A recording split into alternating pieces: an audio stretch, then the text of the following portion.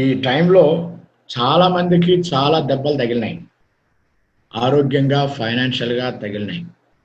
ఉద్యోగాలు చేసే వాళ్ళకి కొంతమందికి ఉద్యోగాలు పోయినాయి. కొంతమందికి ఉద్యోగాలు సాలరీస్ కట్ అయితున్నాయి. ఇక అదే సేవకులకైతే ఇంకా చాలా కష్టం.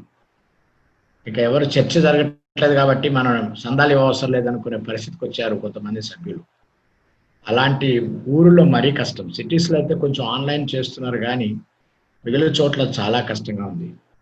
ఈ పరిస్థితుల్లో మన సేవలోకెళ్ళలేక, మన సొంత సంఘాల్ని గూడా సరిగా నడిపించలేక చాలా చాలా ప్రాబ్లమ్స్ ఉన్నాయి. ఒక విధంగా సంఘస్థులకేమో సేవ వాక్యం అందటం లేదు.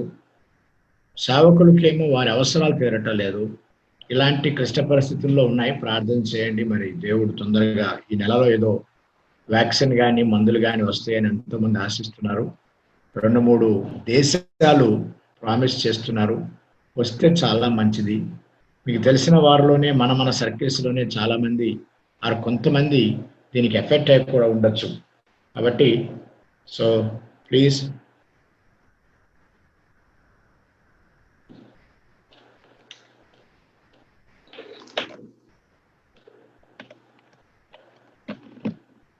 Thank you.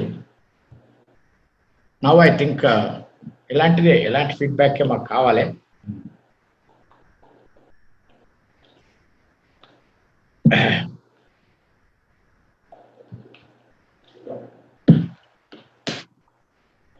Now I think my voice is clear, okay? Is there improvement in the voice? Yes అన్నా, yes. ఇప్పుడు ఇంప్రూవ్మెంట్ ఉందా? ఉందన్నా, బాగుంది ఇప్పుడు. నేను మర్చిపోయినా. Somebody has okay, good. Somebody has reminded me. Yeah. Now, thank you. That's what we need because మనం online లో లేం. ఆన్లైన్ లో ఉన్నాం. ఇట్లా చేయటానికి కొంచెం పెంచమని చెవులు చెప్పడానికి రాసి పంపించడానికి లేదు. So that's very good. ఈ విధంగా ఒక్కసారి మీరు టెక్నాలజీ కనుక నేర్చుకుంటే సేవ డబల్ అవుతుంది. ఇటువరకు పడిన సేవ మీరు సగం చేస్తే ఇప్పుడు డబల్ చేస్తారు. సో అందుకే నిజంగా నేనైతే పాజిటివ్గానే తీసుకుంటున్నాను. నేనైతే ఒక సంఘానికి సహాయ పాస్టర్గా ఉంటున్నా, అసిస్టెంట్ పాస్టర్. మెయిన్ పాస్టర్ ఇంకొక ఆయన ఉంటాడు, నేను assistant pastor. At the same time ఒక కాలేజీలో ప్రిన్సిపాల్గా, ఇంకొక అదే యూనివర్సిటీలో డైరెక్టర్గా ఉంటున్నా. అందుకే కాకపోతే గత 40 సంవత్సరాలుగా మినిస్ట్రీలో ఉంటున్నా. 1981 నుంచి దేవుని కృప వలన, తోటి సహకారులు, నాయకుల యొక్క ఆదరణ, ఎంకరేజ్మెంట్ వల్ల, ట్రైనింగ్ వల్ల 1981 నుంచి నేను ఇక్కడ ఉండటం జరిగింది. Will you please give me my screen share? Yes.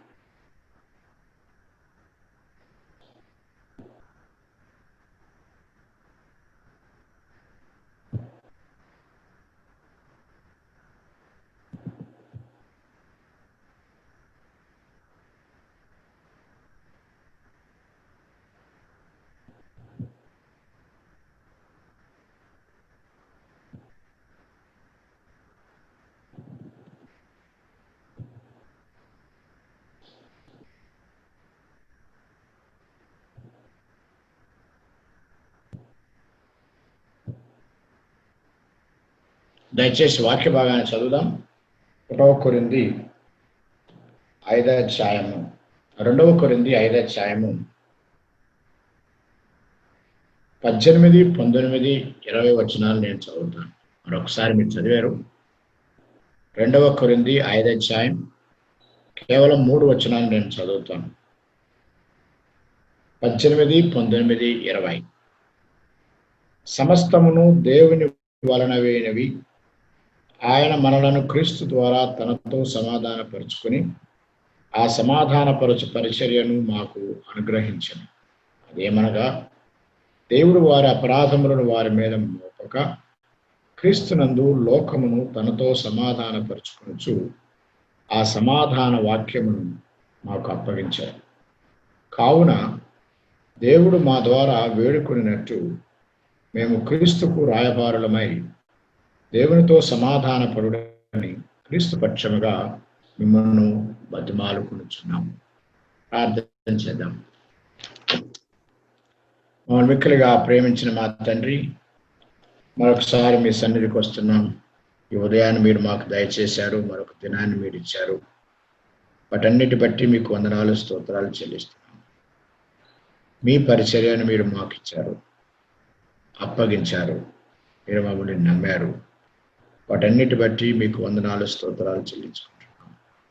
ఇక్కడ చేరిన ప్రతి ఒక్కరిని మీరు కనికరించండి.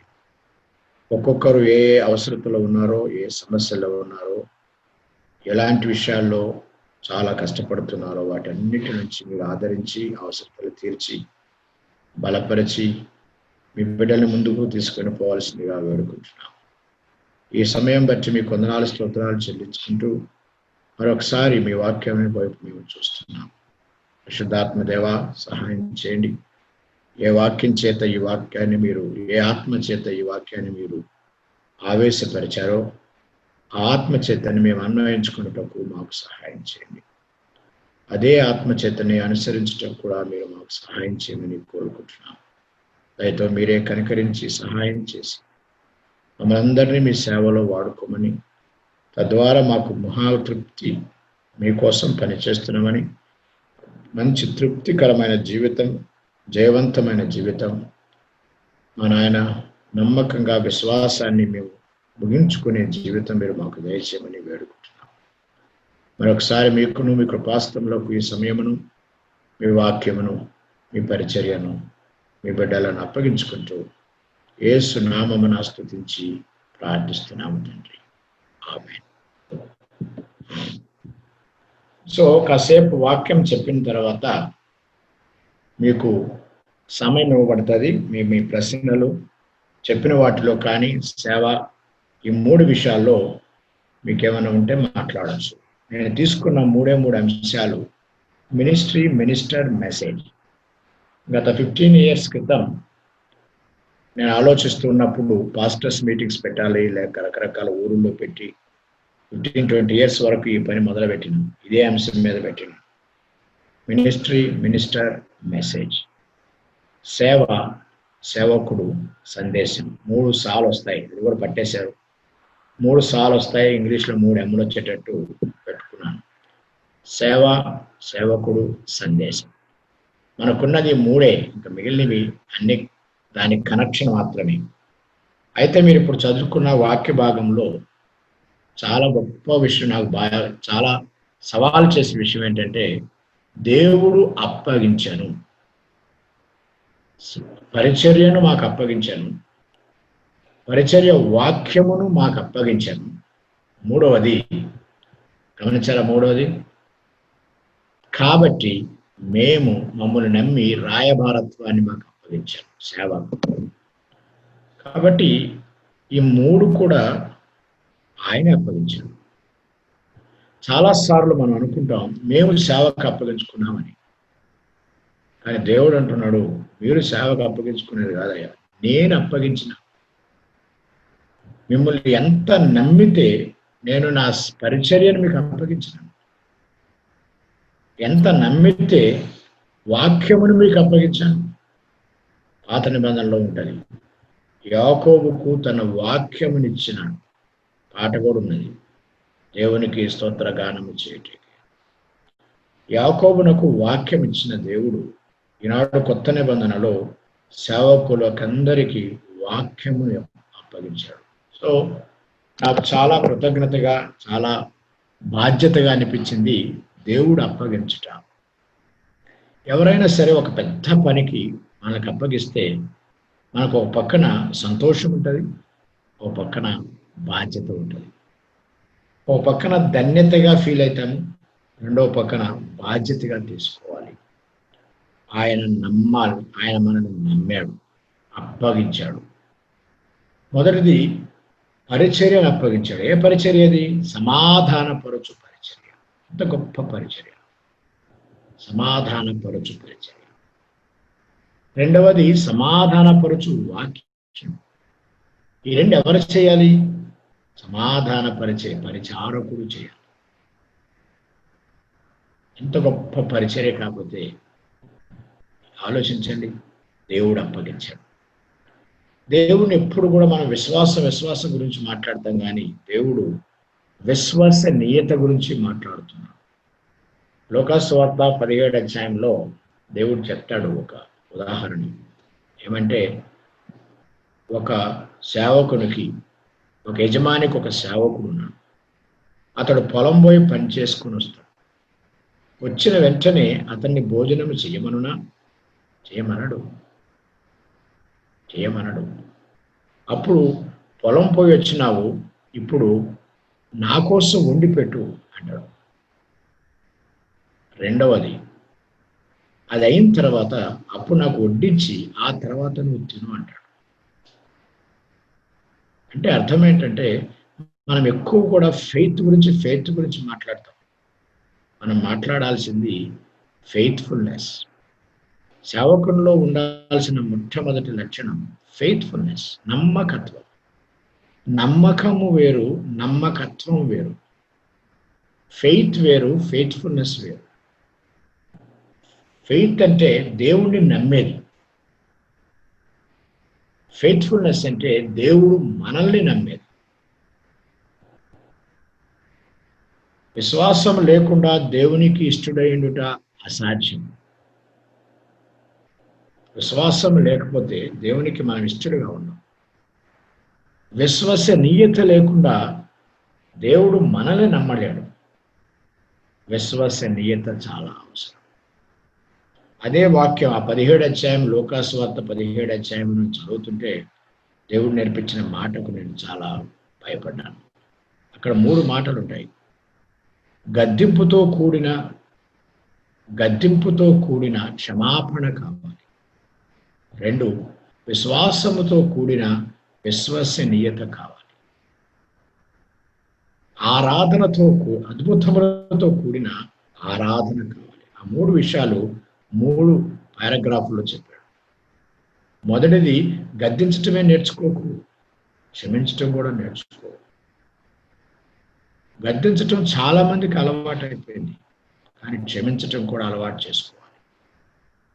రెండవది, దేవుని యందు విశ్వసించటం అలవాటు అయిపోయింది. దేవుడు మనల్ని నమ్మేటట్టు చేయాలి, నమ్మకత్వం. మూడవది, అద్భుత కార్యాలు చేయటం అలవాటు అయిపోయింది, ఆరాధించటం. ఆ కుష్ఠరోగుల గురించి చెప్పినప్పుడు ఆ మాట నేను చెప్పాను. అద్భుతాలు కావాలి, అద్భుతములతో కూడిన ఆరాధన. ఈ 3 మాటలు ఆ 17 అధ్యాయంలో చదివితే నాకు చాలా ఆశ్చర్యమైంది. లోకా 17 తర్వాత ఇప్పుడు నేను చదువుకోండి. 3 మాటలు దేవుడు తన శిష్యులకు నేర్పించింది. శిష్యులారా, గద్దింపు అవసరమే, కానీ గద్దింపుతో కూడిన క్షమాపణ, విశ్వాసముతో కూడిన విశ్వసనీయత, అద్భుతములతో కూడిన ఆరాధన కావాలి. అద్భుతములు జరిగినప్పుడు దేవుడు మన వైపు చూస్తాడు, కానీ ఆరాధించినప్పుడు మనుషులు ఆయన వైపు చూస్తారు. అద్భుతములు జరిగినప్పుడు మనుషులు మన వైపు చూస్తారు, కానీ మనం అంత ఆరాధించి ఆయన వైపు చూపిస్తే ఆయన చూస్తారు. కాబట్టి సేవలో ఈ 3 విషయాలు కూడా గుర్తుపెట్టుకోండి. 17 అధ్యాయం, లోకా 17, ఈ 3 విషయాలు జ్ఞాపకం చేసుకుంటే చాలా. తర్వాత కొరింథీ పత్రిక మొత్తం మీరు చదివి ఉంటారు. మొదటి కొరింథీ పత్రికలు ఏముంటుంది? అతన్ని సాతానికి అప్పగించండి, గద్దించండి. 2వ కొరింథీ పత్రికలు ఏముంటుందంటే, ఇంకా ఎందుకు మీరు వారిని చేర్చుకోలేదు, అలాంటి వారిని ఎందుకు చేర్చుకోలేదు. మొదటి కొరింథీ పత్రిక ఎందుకు గద్దించలేదని, 2వ కొరింథీ పత్రిక ఎందుకు మీరు చేర్చుకోలేదు అని. అంత గొప్ప మాటలు ఇవన్నీ సేవలో.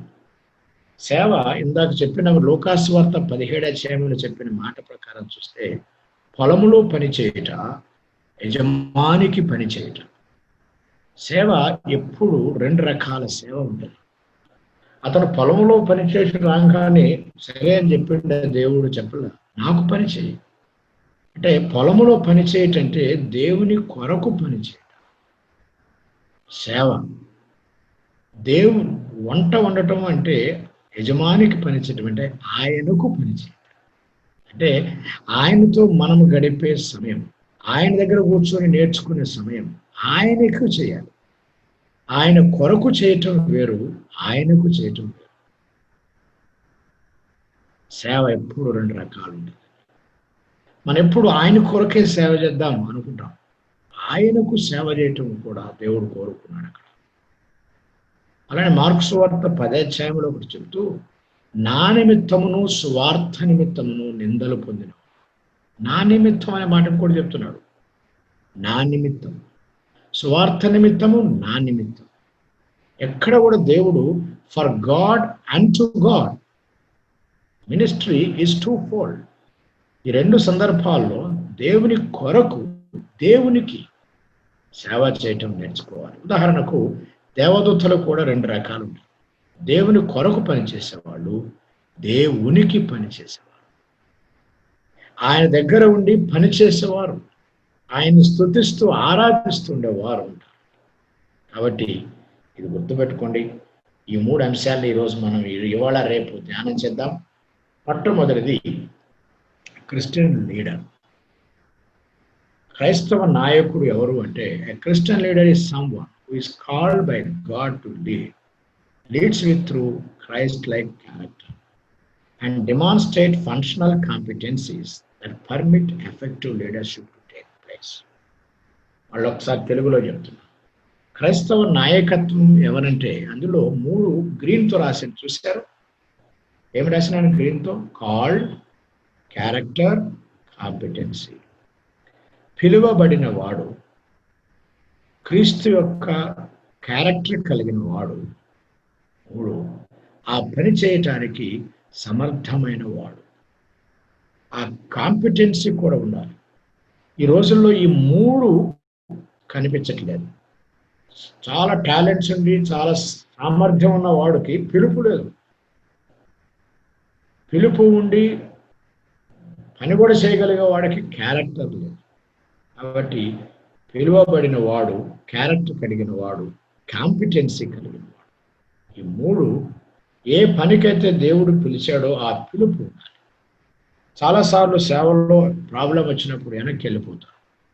కొంతమంది వెనక్కి వెళ్ళిపోతారు, కొంతమంది వెనక్కి ముందుకు వెళ్ళలేక పక్కకి వెళ్ళిపోతారు, కొంతమంది లోపలికి వెళ్ళిపోతారు. నేను 3 రకాలు చెప్పిన. వెనక్కి వెళ్ళేవాళ్ళు, పక్కకి వెళ్ళేవాళ్ళు, లోపల డిప్రెస్ అయిపోయేవాళ్ళు. వెనక్కి వెళ్ళేవాళ్ళు అంటే సేవలో చేస్తూ చేస్తూ కొంచెం వెనక్కి వెళ్ళినట్టు కనపడకుండా వెనక్కి వెళ్తారు. రెండవ వాళ్ళు పక్కకి వెళ్తారు. నేను కాదులే బ్రదర్, నువ్వు చెయ్యి అటా పోతారు. 3వ వారు లోపల కుమిలిపోతారు. కాబట్టి ఈ 3 లక్షణాలు గమనించాలి క్రైస్తవ నాయకత్వంలో: కాల్డ్, క్యారెక్టర్, కాంపిటెన్సీ. అవైలబిలిటీ ఉంటే చాలు అంటారు చాలామంది, ఎబిలిటీ కూడా ఉండాలి. కాబట్టి దిస్ ఈజ్ బిబ్లికల్ డెఫినేషన్. క్రైస్తవ నాయకత్వానికి డెఫినేషన్, నిర్వచనం ఇది. పిలువబడిన వారు, క్యారెక్టర్, కాంపిటెన్స్. క్రైస్తవ నాయకునికి ఉండాల్సిన లక్షణాలు కొన్ని రాశారు. మొదటిది కాల్, రెండవది బాధ్యత, మూడవది దేవుని పక్షాన పనిచేస్తాం. చూడండి, 2వ మాట రాసినాను. The leader is an ambassador on God's behalf. ఇందాక పౌలు గారు కూడా అదే అంటున్నాడు. దేవుని పక్షమున ఉన్నవారు, దేవుని పక్షమున రాయబారి. మీకు రాయబారి అంటే బాగా తెలిసే ఉంటుంది, కొంచెం ఒకసారి గుర్తు చేసుకున్నాం. అమెరికా రాయబారి ఎక్కడ ఉంటాడు? ఇండియాలో ఉంటాడు. రాయబారి, అమెరికన్ అంబాసిడర్ ఇండియాలో ఉంటాడు. ఇండియా అంబాసిడర్ అమెరికాలో ఉంటాడు. దాన్ని ఏమంటారంటే రాయబారి. రాయబారి అంటే దేశమునకు సంబంధాన్ని కలిపేవాడు. పౌలు గారు అంటున్నాడు, మేము క్రీస్తుకు రాయబారులం. అంటే అర్థం ఏంటంటే, మేము పరలోకముకు చెందిన వారము, మేము ఇప్పుడు భూలోకంలో ఉన్నాం. రాయబారి అంటే అర్థం అది. So leader is an ambassador on God's behalf. దేవుని పక్షమున ఉండేవాడు అంబాసిడర్. మరి ఇప్పుడు అమెరికా రాయబారి ఇండియాలో ఉంటాడు. ఏమండి, ఇండియాలో ఉంటే ఆయనకు ఏ రూల్స్ వర్తిస్తాయి? ఆయనకు అమెరికా రూల్సే వర్తిస్తాయి. ఆయన అమెరికా జీతమే తీసుకుంటాడు, అమెరికా రూల్సే వర్తిస్తాయి, అంతా అమెరికా వర్తిస్తాయి. అట్లానే మనకు కూడా ఉండేది లోకంలో, మనం క్రీస్తు పక్షమున రాయబారులు, గాడ్స్ బిహాఫ్. ఎప్పుడైనా దేవుని పక్షమున మాట్లాడటం నేర్చుకోవాలి. వాక్యం చెప్పినా, కౌన్సిలింగ్ చేసినా, సలహాలు ఇచ్చినా, స్టాండ్ తీసుకున్నా దేవుని పక్షపు వాడు. కొన్నిసార్లు మనం దేవుని పక్షంతో మొదలుపెట్టి మానవుని పక్షానికి వెళ్ళిపోతాం. మెల్లిగా సేవ చేసేటప్పుడు దేవుని పక్షాన్ని చేస్తుంటాం. ఒక సమయం వచ్చేళ్ళకి ఏమైతే తెలుసండి, వాళ్ళతో ఎంత సంబంధం అయిపోయి క్లోజ్గా అయిపోయి వాళ్ళు చెప్పిన దాన్ని నో అని చెప్పలేము. చివరికి ఎలా అయిపోతుందంటే గాడ్స్ బిహాఫ్ మొదలైపోయి మ్యాన్స్ బిహాఫ్కి వెళ్ళిపోతాం. అంత ముఖమాటంలోకి వెళ్ళిపోతాం. రాయబారులు ఎప్పుడూ కూడా వాళ్ళ దేశం కోసం, దేశం ప్రకారమే పనిచేస్తారు. వాళ్ళు రాయబారులు ఇక్కడ వారితో వాళ్ళు ఏర్పరచుకోరు. రాయభారతం అంటే అది పౌలు గారు చెప్పిన రాయభారతం. కాబట్టి ఈరోజు మనం దేవుని స్తుతించాలి. మొదటగా, దేవా, ఈ గొప్ప పరిచర్యను నాకు అప్పగించినావు, ఈ గొప్ప సేవను నాకు అప్పగించినావు, ఈ గొప్ప వాక్యమును, సమాధానపరచు వాక్యమును నాకు అప్పగించినావు. కాబట్టి నేను రాయబారిగా ఉండడానికి కూడా నాకు అప్పగించినావు. నన్ను నమ్మినావు. ఈ రోజున ఒక పెద్ద యూనివర్సిటీ పెట్టాలంటే, కొత్త ఏదైనా కాలేజీ పెట్టాలంటే ఏం చేస్తారు? నమ్మకమైన వాళ్ళ కోసం చూస్తారు. వాళ్ళు ఎంత నమ్మి మనకు అప్పగిస్తారు. మరి దేవుడు ఎంత నమ్మి మనకు అప్పగిస్తారు. ఈ సమాధానపరచు పరిచర్య, సమాధానపరచు వాక్యం, ఇదెవరు తెలుసండి? కొలసి పత్రిక 1:19-20 చూడండి. కొలసి పత్రిక 1:19-20. ఈ 19 ఏముంటుందంటే, సమాధానపరచు, లోకమును దేవునితో సమాధానపరుచుకున్నటకు, కుమారుని ద్వారా సమాధానపరుచుకున్నటకు తండ్రికి అభిష్టమాయను. సమాధానపరుచుకోవటం అనేది తండ్రికి ఇష్టమాయను, అభిష్టమాయను, బహు ఇష్టమాయను. సో సమాధానపరచు యొక్క దానిని క్రీస్తు వలన ఆయన అభిష్టమై చేసి మొదలు పెడితే దాన్ని మనకు తీసుకుని వచ్చాం. ఇది గాడ్స్ బిహాఫ్, దేవుని పక్షం ఉండేవారు. మూడవది, ఎదగాలి. Must be grown. ఎదగాలి, సేవలో ఎప్పుడు ఎదగాలి. ఇలాంటి మీటింగ్స్ వాటి కోసమే పనిచేస్తాయి. ఎదగాలి. బావిలో ఉన్న కప్పలాగా ఉండకూడదు, ఎదుగుతూ ఉండాలి. ఎక్కడేసినా గొంగళట్టు అక్కడే ఉండకూడదు, బావిలో కప్పలాగా ఉండకూడదు, ఎదుగుతూ ఉండాలి. ఎదగటం అనే మాటకు అర్థం ఏంటంటే, గమనించుకోండి, కృపావరములు ఉన్నాయి. పరిశుద్ధాత్ముడు మనకు 3 ఇచ్చాడు. ఆయన పని చాలా గొప్ప పని ఉన్నది. ఒక వ్యక్తి రక్షణ పడకముందు ఆయన చేసేది 3 పనులు, రక్షించబడిన తర్వాత ఆయన చేసేది 3 పనులు, సేవలోకి వచ్చినాక ఆయన చేసేది 3 పనులు. రక్షణ పొందక ముందు ఆయన ఏం చేస్తాడండి? 3 విషయాలు ఏంటవి? మొదటిది, పాపమును, నీతిని, దేవుని పాపమును, నీతిని ఆయన ఒప్పిస్తాడు, తీర్పును ఒప్పిస్తాడు. పాపమును, నీతిని, తీర్పును ఒప్పించి ఒక మనిషిని విశ్వాసంగా ఉంచుతాడు. విశ్వాసం అయిన తర్వాత చేసే 3 పనులు ఏంటి? మనలో నివసిస్తూ, నడిపిస్తూ మనల్ని నింపుతాడు. మరి ఆ సేవలో ఆయన చేసే 3 పనులు ఏంటి? ఆత్మ ఫలము, ఆత్మ వరములు, ఆత్మ పరిచర్య చేస్తాడు. వీటిని మనం ఇంప్రూవ్ చేసుకోవాలి, గ్రో అవ్వాలి. అందుకు నేను రాసిన మాట ఏంటంటే, ఐడెంటిఫై, యూజ్ అండ్ ఇంప్రూవ్. ఆత్మ వరములలో మనం చేయాల్సిన 3 పనులు తెలుసుకోవాలి, వాడాలి, అభివృద్ధి చెందించాలి. ఏ వరమును దేవుడిచ్చాడో తెలుసుకోవాలి, తెలుసుకున్న తర్వాత దాన్ని వాడాలి. వాడుతూ ఉండగా దాన్ని ఏం చేయాలంటే అభివృద్ధి చెందించాలి. ఇలా 3 పనులు చేసుకుంటూ పోతే ఆత్మ వరములు దేవుడు మనకు సహాయం చేస్తాడు. ఎదుగుదల అవసరం. ఇందులో సేవకునికి ఉండాల్సిన 5 మాటలు రాశాను చూడండి, లక్షణాలు. మొట్టమొదటిది యాటిట్యూడ్స్. గమనించారు కదా? యాటిట్యూడ్స్ ఉండాలి, మంచి యాటిట్యూడ్స్. రెండవది ఎబిలిటీ ఉండాలి. మూడవది అవైలబిలిటీ ఉండాలి. అడాప్టబిలిటీ, లాస్ట్గా అకౌంటబిలిటీ. యాటిట్యూడ్స్ అంటే మనిషిని యొక్క వైఖరి, స్వభావం మారాలి.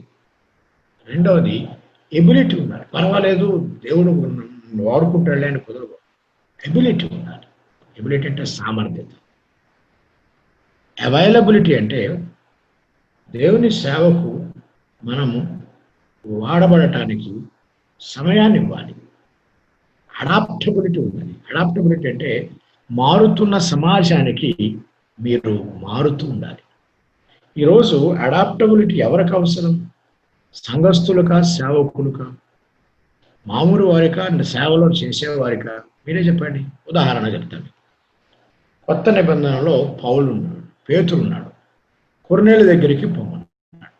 కొర్నేలు దగ్గరికి పోయేటప్పుడు ఎవరు కావాలి? ఎవరు మారాలి? అక్కడ మనందరం అనుకుంటాం మారాల్సింది కొర్నేలి అని, కానీ అక్కడ మారాల్సింది పేతురు.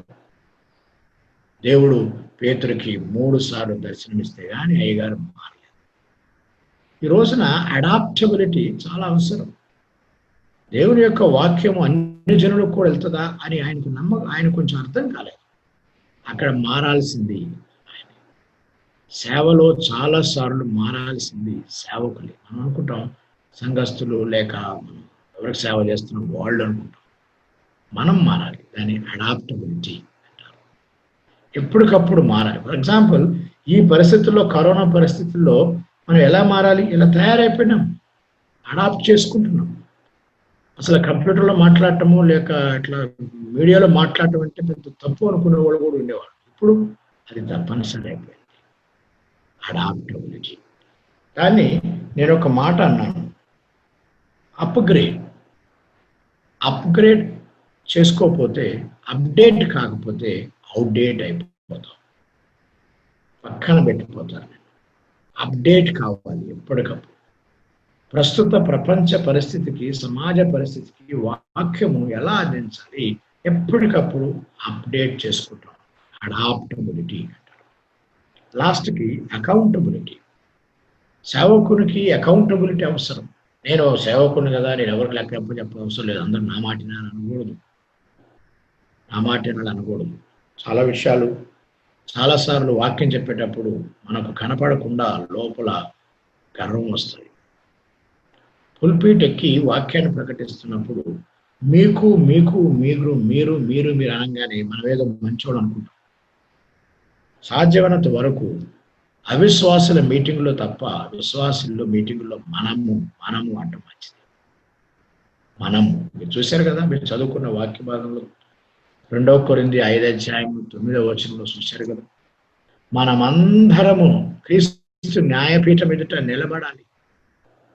పౌలు గారు అంటున్నాడు, అవి మంచి అయినను సజ్జదైనను దేహమందు జరిగించిన ప్రతి విషయమై క్రియల చొప్పున మనము క్రీస్తు న్యాయపీఠం ఎదుట నిలవబడాలి, ప్రత్యక్షము కావాలి. మనము అంటున్నాడు పౌలు గారు, మనమందరం ప్రత్యక్షం కావాలంటే నేను కూడా ప్రత్యక్షం కావాలి అని. నేను కూడా. కాబట్టి పొరపాటున తెలిసి తెలియకను మన వాక్యం చెప్తుంటే అందరూ కూర్చొని ఉంటారు, అన్ని రకాలలో కూర్చొని ఉంటారు. కలెక్టర్ కూడా సంఘ సభ్యుడే. కలెక్టర్ కావచ్చు, ముఖ్యమంత్రి కావచ్చు, సంఘ సభ్యులే. నేను పులివెందుల పోయినప్పుడు ఆ సంఘంలో కూర్చున్నాను. అక్కడ వైఎస్ఆర్ వాళ్ళు ఉండేవాళ్ళు, ఆ సంఘం అది, వాళ్ళందరూ సంఘ సభ్యులే, వచ్చి కింద కూర్చుంటారు. ఎందుకు చెప్తున్నానంటే, సంఘంలో ప్రతి ఒక్కడు సభ్యుడు అన్నప్పుడు మనం వారికి వాక్యం చెప్తున్నప్పుడు కొన్నిసార్లు తెలుసో తెలియకో మనకి గర్వం వస్తుంది. అకౌంటబిలిటీ. పౌలు అంటాడు, నేను దేవునికిని మనుషులకును జవాబుదారిని. అకౌంటబిలిటీ అంటే జవాబుదారి. మూడవది, ఆ మనుషులు అన్నప్పుడు 2 రకాలు ఉంటాయి. మనకు కొన్ని కమిటీస్ కూడా ఉంటాయి, వారికి మనం అకౌంటబిలిటీ ఈ విధంగా గమనించుకోండి. తర్వాత అదే రాసిన 4వ servants of God and servants of people. నేను దేవునికి మాత్రమే సేవకుడు కాదు, మనుషులకు కూడా సేవకుడు. They are accountable to God and people. మనుషులకు దేవునికి అకౌంటబుల్ చేయాలి. ఆరవది డెలిగేషన్. కొత్త నాయకులు తయారు చేయాలి. కొత్త నాయకులు గమనించుకోండి. నేను ఒక వీడియో చూసినాను, చిన్న వీడియో. చాలా సామాన్య సేవకుడే, ఆయన సవాల్ చేస్తున్నాడు. ఏం చేస్తున్నాడంటే గొప్ప సేవకుల గురించి, గొప్ప గొప్ప వాళ్ళు ఉన్నారు కదా ఇప్పుడు టీవీల్లో, వాళ్ళ సంఘాల్లో లక్షల మంది ఉంటారు. వాళ్ళ గురించి మాట్లాడుతూ ఆయన ఏమన్నాడు తెలుసండి? సార్, మీ చర్చికి 1,00,000 మంది వస్తారు. అలాంటి చర్చిలు నీకు 2-3 ఉన్నాయి. ఆ 3 సంఘాలకి 4 సంఘాలకి ఒక్కడే మాట్లాడుతావు. ఎందుకంటే నువ్వెవరిని తయారు చేసుకోలేవు. ఎంత మాట! నీవు నమ్మేవారు, తయారు చేసిన వారు, తర్బీదు చేసిన వారు లేక నువ్వే చెప్పుకుంటావు. కానీ నా చర్చిలో 100 మందే ఉంటారు. కానీ గత 20-30 సంవత్సరాల్లో నేను 100 మంది సేవకులను తయారు చేశాను. ఇది గొప్ప మాట. ఏది సేవ?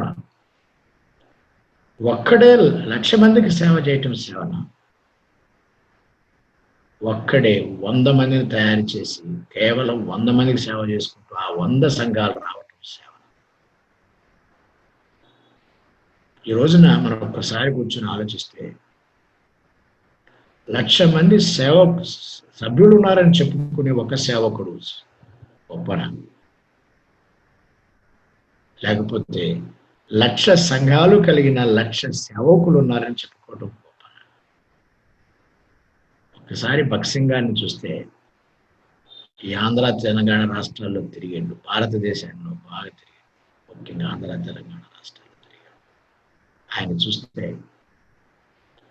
ఇప్పుడు చెప్పుకుంటున్న మనుషులు, నాకు 1,00,000 సభ్యులు ఉన్నారని చెప్పుకుంటున్న మనుషులు తలవంచాల్సింది ఏంటంటే ఆయనకు 1,00,000 సంఘాలు ఉన్నాయి, 1,00,000 సేవకులు ఉన్నారు. సేవకుడు అంటే సేవకుల్ని తయారు చేసేవాడు, కలిసి నేర్చుకునేవాడు, కలిసి నేర్పించేవాడు. చివరిగా be willing to ready to bear failure and slow leaders. మన సంఘాల్లో, మన సమాజ సహవాసాల్లో లీడర్స్ని తయారు చేసేటప్పుడు కొంచెం ఓపిక ఉండాలి. కొంతమంది స్లోగా తయారవుతారు, కొంతమంది పడిపోతాం. స్లోగా తయారైనప్పుడు, పడిపోయినప్పుడు కొంచెం ఓపిక కలిగి వారిని వదిలేకు. ఒకవేళ ఆ విధంగా కనుక వదిలేయాల్సి వస్తే యేసు ప్రభువారు పేతురుని ఎప్పుడో వదిలేరు. పేతురు స్లోగా వచ్చాడు. ఆయన పిలవంగానే రాలా. చాలా మంది సువార్తల్లో ఆయన పిలవంగానే వచ్చారనుకుంటారు. ఆయన 3వసారిగా రాలా. యేసు ప్రభువారితో 3 అనుభవాల్లో చివరి అనుభవాలు వచ్చాడు. స్లోగా వచ్చాడు, అనేక సార్లు పడిపోయాడు. కానీ దానికి మనకు రెడీగా ఉండాలి, సిద్ధంగా ఉండాలి. కాబట్టి దేవుని సేవ కోసం సేవకుల్ని సిద్ధపడతాం. 1 మ్యాన్ లీడర్షిప్ తేవద్దు, ఒక నాయకుని యొక్క లీడర్షిప్ రానివద్దు. ప్రతి సంఘంలో కూడా సేవకుడైన వాడు కనీసం ఒక్కసారైనా కూర్చొని ఆయన కూడా వింటే మంచిది. సాధ్యమైతే మీ చర్చిలోనే, మీ సేవలోనే వేరే వాళ్ళు, మీ సభ్యుల్లోనే ఒకళ్ళు ఉంటే ఆయన చెప్తే నువ్వు వింటే మంచిది. ఒక నెలలో 4 వారాలు ఉంటాయి, ఒక్క వారమైనా నువ్వు వింటే మంచిది. లేకపోతే వేరే చోట నుంచి ఒక స్పీకర్ని పిలుచుకొని నీ సభ్యులతో కలిసి కూర్చొని వింటే మంచిది. దానివల్ల నీకు 2 విషయాలు అవుతాయి. నీ సభ్యులు నువ్వు కూడా నేర్చుకుంటున్నావు అని చూస్తారు. 2, ఆయన కూడా మనలాంటి వాడే అని మనం వాళ్ళలాంటి వాడమని మనలో గర్వం పోతుంది. కాబట్టి సాధ్యమైతే ఆ పని చేయండి. తర్వాత ఒకే మనిషిని వాడద్దు. కనీసం ఇక అది కూడా లేదనుకోండి, మీకు చాలా అవసరం ఉంది, ఒక వారం వేరే సంఘానికి వెళ్ళి నువ్వు చెప్పిన వేరే వాళ్ళు వచ్చారని చెప్తే మంచిది. Change is always better. అంతేగాని 1 మ్యాన్ షో చేయదు. ఉదాహరణకు బాగా గుర్తుపెట్టుకోండి, ఆత్మ వరాల గురించి మాట్లాడారు. 9 వరాలు ఉంటాయి. ఆ కొరింథీ పత్రిక 12వ అధ్యాయంలో 9 వరాలు ఉంటాయి. ఆ 9 వరాల్లో ఏమని ఉంటాయి? ఒక మాట వాడతాడు, మరి ఒకనికి అంటే 8 సార్లు మరి ఒకనికి అని ఉంటుంది. ఒకరికి వరం ఇస్తే మరి ఒకరికి ఆ వరం, మరి ఒకరికి ఎంత మంచి మాట అది. దేవుడు అన్ని కూడా ఒకరికే ఇవ్వడు, మరి ఒకరికి. సో మరి ఒకరికి ఇస్తున్నట్టు అర్థం ఏంటంటే ఒకరికి ఇచ్చింది ఇంకొకరికి ఇవ్వడు. కాబట్టి ఒకరికొకరు ఆధారపడాలి. ఈ కృపావరాలు ఇచ్చేది పక్క వారిని సబ్స్టిట్యూట్ చేయటానికి కాదు, సపోర్ట్ చేసుకోవడానికి. నాకుంది ఇక నువ్వు అవసరం లేదు పో అని చెప్పడానికి కాదు, నాకు లేనిది నీకుంది రా నాకు సహాయం చేయి అని చెప్పడానికి. So gifts of Holy Spirit is not to substitute people, is to support one another. మరి ఒకరికి అంటుంది. కానీ కొంతమంది ఏమంటున్నారు, అన్ని నాకే ఉన్నాయి అంటారు. బైబిల్ అట్లా లేని. ఒకళ్ళకి ఒక గిఫ్ట్ కన్నా 2-3 గిఫ్ట్ కన్నా ఎక్కువ ఉండొచ్చేమో, కానీ అన్ని గిఫ్ట్లు అయితే లేవు కదా. కాబట్టి మరి ఒకరికి దేవుని యొక్క సంఘం ఎప్పుడు కూడా 2 రకాలు.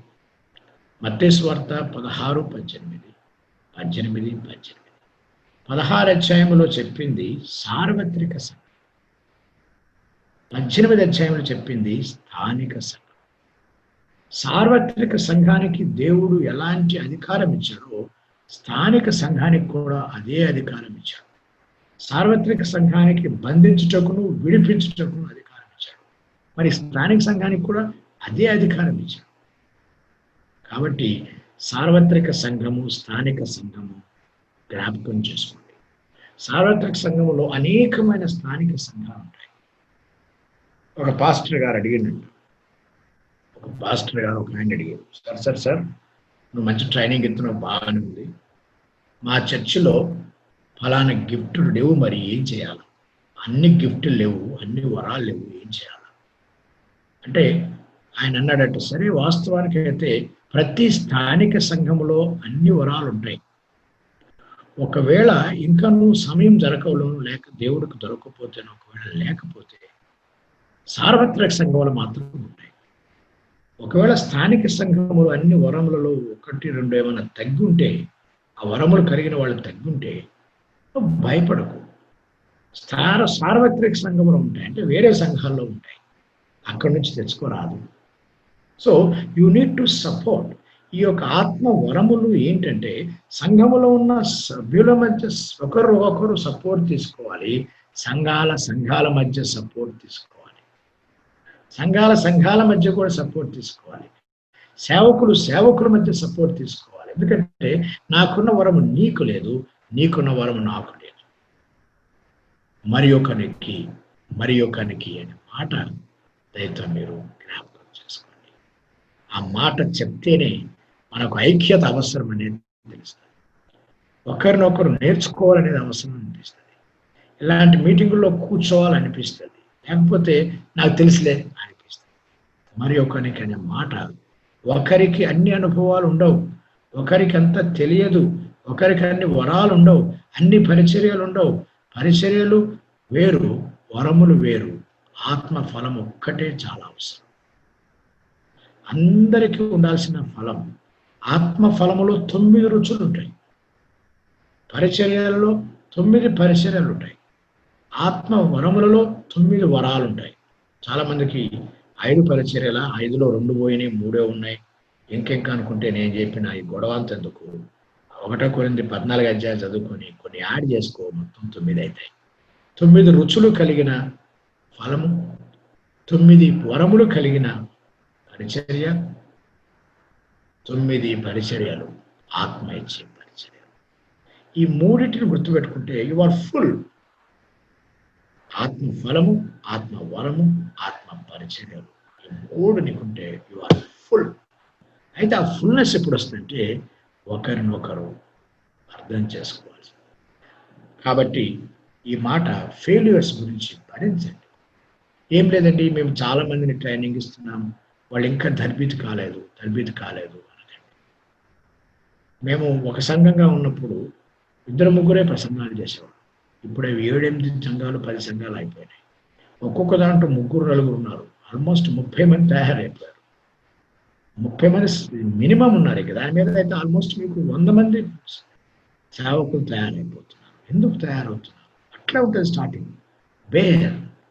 Bear their failure and bear their slow.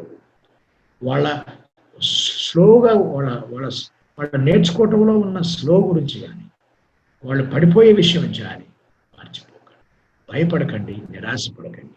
నాయకత్వం గురించి ఇప్పుడు నాయకత్వంలో ఎన్ని రకాలు ఉంటాయి? నాయకత్వం సహజంగా 3 రకాలు, చాలా రకాలు ఉన్నాయి, కానీ నేను 3 చెప్పేస్తున్నాను. క్రైస్తవ నాయకత్వాన్ని 3 రకాలుగా తీసుకోవచ్చు. ఒకటి పర్మిసివ్ లీడర్షిప్. పర్మిసివ్ అంటే వాళ్ళకి ఇచ్చేస్తాం ఫ్రీడమ్, కంప్లీట్ ఫ్రీడమ్. మీరు permitted to do what ever you want. నీ ఇష్టం వచ్చినట్టు చెయ్యి, మేము ఇన్వాల్వ్ కాము, మేము ఇంటర్ఫీర్ కాము. ఉదాహరణకు ఈ కాలేజెస్లో ప్రిన్సిపాల్ పెట్టినప్పుడు మేనేజ్మెంట్ వాళ్ళు ఏమంటారంటే, నీకు ఫ్రీడమ్ ఇస్తున్నాం, నీ ఇష్టం వచ్చినట్టు చెయ్యి. ఎందుకంటే నీకు 30-40 సంవత్సరాల అనుభవం ఉంది, మేము కాలేజీ పెట్టి 10-20 సంవత్సరాలు అయింది, కాబట్టి నువ్వు చెయ్యి. ఈ పర్మిసివ్ లీడర్షిప్ స్టైల్ ఏంటంటే, ఎవరైతే వారు ఆల్రెడీ నేర్చుకున్నారో వారికి పర్మిషన్ ఇవ్వచ్చు. బాగా తెలిసిన వారికి పర్మిషన్ ఇవ్వచ్చు. రెండవది ఆటోక్రటిక్ డిక్టేటర్షిప్. నేను చెప్పింది మీరేం ఆలోచించవసరం, నేను చెప్పింది చేశాను, నేను చెప్పిందే చాలు, ఇంకేం చెప్పు, నోర్మస్కో చేసేది. ఇది ఎవరికంటే ఇది ఉద్యోగంలో కానీ సేవలో కానీ ఎక్కువ పనికిరాదు. కేవలం కూలి పని చేసే వారికి పనికి వస్తుంది. ఉదాహరణకు అదే కాలేజీలో ఆయమ్మలు ఉంటారు, వారికి డిక్టేటర్స్గా ఉంటాం మేము. అదే కాలేజీలో మంచి పెద్ద ప్రొఫెసర్లు ఉంటారు, వాళ్ళకు ఫ్రీడమ్ ఇస్తాం. సో స్వేచ్ఛ ఎక్కడ ఇవ్వాలి, ఎక్కడ గట్టిగా చెప్పాలి, రెండవది. మూడవది పార్టిసిపేటరీ లీడర్షిప్. పార్టిసిపేటరీ లీడర్షిప్ అంటే కలిసి నేర్చుకోవడం, ఇది ఎక్కువగా వాడితే మంచిది. పార్టిసిపేటరీ అంటే ఒకరినొకరు కలిసి పని చేసుకుంటూ జత పని వారము అన్నట్టుగా మాట్లాడారు. కొత్త నిబంధన అంతా ఈ పార్టిసిపేటరీ లీడర్షిప్ ఉంటుంది. పాత నిబంధనలో ప్రాఫిట్స్ ఉంటారు, వాళ్ళు డిక్టేటర్స్గా మాట్లాడతారు. మీరు విన్నా వినపైన యెహోవా చెప్పున్నది ఏమనగా చెప్పేస్తారు. ఈ పార్టిసిపేటరీ లీడర్షిప్లో ఒక జత పని వారంగా ఉండటం, అది పౌలు గారు చెప్పిన మాట. యేసు ప్రభు వారు కూడా వారికి నేర్పించుకుంటూ, వారికి అడుగుతూ, వాళ్ళని సమయం ఇచ్చి, వారికి గ్యాప్ ఇచ్చి ఒకసారి పార్టిసిపేట్ చేపిస్తాడు, పని చేపిస్తాడు. పార్టిసిపేటరీ లీడర్షిప్ అంటే పని చేసుకుంటూ నేర్చుకోవడం, పని చేపిస్తూ నేర్పించడం, వారిని పని చేపిస్తూ పని నేర్పించడం. పని ఒక్కసారి నేర్పెట్టం కాదు, పని చేసుకుంటూ నేర్చుకుంటారు. అది మీరు జ్ఞాపకం చేసుకోవాలి. ఇది కొత్త నిబంధన స్టైల్. ఉదాహరణ చెప్తాను మీకు. యేసు ప్రభు వారు కొత్త నిబంధనలో కమిషన్ ఇచ్చాడు. సువార్త పనికి వెళ్ళండి అని కమిషన్ ఇచ్చాడు. ఏం కమిషన్ ఇచ్చాడు? మత్తయి సువార్త 28వ అధ్యాయంలో కమిషన్ ఇచ్చాడు. అదే ప్రభు మత్తయి సువార్త 11వ అధ్యాయంలో 10వ అధ్యాయంలో కమిషన్ ఇచ్చాడు, మీరు వెళ్ళండి. మత్తయి సువార్త 10వ అధ్యాయంలో ఇచ్చిన కమిషన్ ఏమో ఇశ్రాయేలు వాళ్ళ దగ్గరికి వెళ్ళండి అని. 28వ అధ్యాయంలోనేమో సర్వలోకానికి వెళ్ళండి అని. 2 కమిషన్స్ ఇచ్చాడు. గమనించారు కదా? దానికి ఏం పేరు పెట్టానంటే, కన్ఫ్యూజన్ అవాయిడ్ చేయడం కోసం, మత్తయి సువార్త 10వ అధ్యాయంలో ఇచ్చిన కమిషన్ పేరు కమిషన్, 28వ అధ్యాయంలో ఇచ్చిన కమిషన్ పేరు గ్రేట్ కమిషన్. కాబట్టి 10వ అధ్యాయంలో వచ్చేలేకి ఆయన పార్టిసిపేటరీ లీడర్షిప్ నేర్పించారు. పని చేయండి, మళ్ళా రండి, మీ అనుభవాలు ఎట్లా ఉండి చెప్పండి, మీరేం చేశారు చెప్పండి, మీరేం అనుభవించారు చెప్పండి. వాళ్ళతో మాట్లాడుతూ పార్టిసిపేటరీ లీడర్షిప్. కాబట్టి దయచేసి ఈ 3 కూడా అవసరమే. ఉదాహరణకు సంఘమును కొత్తగా ఆరంభించినప్పుడు డిక్టేటర్ లాగుండు, మెల్లిగా పార్టిసిపేటరీ నేర్పించుకుంటూ పోతాం. చివరికి వాళ్ళు నేర్చుకున్నాక ఇక మీరు కానివ్వండి అని పక్కపోతాం. అది పర్మిసివ్ అవుతుంది. సో స్టార్టింగ్లో ఆటోక్రాటిక్ లాగా స్టార్ట్ అయ్యి పార్టిసిపేటరీ లాగా టర్న్ అయ్యి పర్మిసివ్ లాగా వెళ్ళిపోతాం. మనం ఇంకో సంఘం మీద కాన్సన్ట్రేట్ చేస్తాం, లేక వారికి అప్పగించి వారిని చేయండి చేయండి అని చెప్తాం. సో ఇది గొప్ప సంగతి. ఆలోచించండి. బిడ్డలు కూడా చూసారు, గమనించారా మీరు? వాళ్ళు చిన్నప్పుడు మన ఆటోక్రేట్లా ఉంటాం, చెయ్యి అంటాం. వాళ్ళు హై స్కూల్కి రాగానే హై స్కూల్ నుంచి డిగ్రీ వరకు లేదా ఇంటర్మీడియట్ స్కూల్ అంతటిలో చెయ్యి అని ఆటోక్రేట్లా ఉంటాం. ఇంటర్మీడియట్ నుంచి డిగ్రీ దాకా పార్టిసిపేటివ్ లాగా ఉంటాం. డిగ్రీ అయిపోయినాక పర్మిటెడ్ టు గో అంటాం. సో ఒకటే మనిషివి, నువ్వే నీ కొడుకే. వాడి మీదనే ఈ 3 లెవెల్స్లో 3 రకాల నాయకత్వాన్ని నువ్వు చేస్తున్నావు. కాబట్టి ఒకే సంఘములో 3 రకాల నాయకత్వం అవసరమవుతుంది. కాలం మారుతున్నది. ఒకే కుటుంబంలో ఎట్లా 3 రకాల నాయకత్వం అది వస్తుంది. కాబట్టి నాయకత్వం 3 రకాలు. ఎక్కడ ఎలా వాడాలి అనేది కొంచెం జాగ్రత్తగా నేర్చుకోవాలి. ఒక చార్ట్ ఇచ్చాను, చూశారు? దయచేసి గమనించుకోండి. ఏం చార్ట్ ఇచ్చాను చూడండి. ఇక్కడ చూడండి. బిబ్లికల్ లీడర్స్, డిక్టేటర్స్, ప్రాఫిట్స్ డిక్టేటర్స్గా ఉంటారు. పార్టిసిపేటివ్ అంటే రాజులు పని చేస్తుంటారు. సేజెస్ అంటే రాజుల కింద ఉన్న జ్ఞానులు, శాస్త్రులు, పరిసయ్యులు లాంటి వాళ్ళు జ్ఞానులు. ప్రతి రాజు కింద జ్ఞానులు ఉంటారు. గుర్తుందా మీకు? నెబుకద్నెజర్ కింద జ్ఞానులు ఉన్నారు. వాళ్ళందరూ చంపేయాలనుకున్నాడు, జ్ఞానులు. దావీదు కూడా కొంతమంది అడ్మినిస్ట్రేటర్స్ ఉన్నారు. తర్వాత 4వ వారు ప్రీస్ట్స్. కాబట్టి ఒక నాయకత్వంలో, ఒక పనిలో 4 ఉంటారు. ప్రాఫిట్స్ వాళ్ళు డిక్టేటర్స్ లాగా ఉంటారు. చేయండి అని చెప్తారు. రాజులు కలిసి పనిచేద్దాం అంటారు. వాళ్ళలో జ్ఞానులు, రాజులు కలిసి పనిచేస్తారు. 4వ వారు ప్రీస్ట్స్ అంటే యాజకత్వం, కాపరితనం, సంఘం.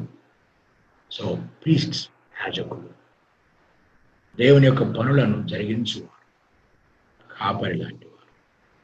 మరి మన కొత్త నిబంధన వాళ్ళు ఎక్కడున్నారు చూశారు? అపోస్తలులు, పాస్టర్స్, డీకన్స్ ఎక్కడున్నారు? Participative leadership. సో లీడర్షిప్ ఎక్కువ. కొత్త నిబంధన అంతా పార్టిసిపేటివ్ లీడర్షిప్. చెప్తాం నేర్చుకోవడం, నేర్పించడం, అడగటం. ఇది పని చేపిస్తూ పని నేర్పించటం. పని నేర్పించడానికి పని చేయించడం కాదు, పని చేపిస్తూ నేర్పించుతూ పని చేపించుట. పార్టిసిపేషన్ లాగా వెళ్ళాలి. కొత్త నిబంధన అంతా అలాగే ఉంటుంది. అయినా ఈ 4 రకాలు ఉన్నారు మనుషులు. అందుకని నేను 3 పీల 5 పీలు అని చెప్పాను. క్రైస్తవ సంఘం కానీ సేవలో కానీ 5 పీలు ఉంటారు. ఒకటి ప్రాఫిట్స్. కింగ్స్కి ఏం పేరు పెట్టచ్చు? ప్రిన్సెస్.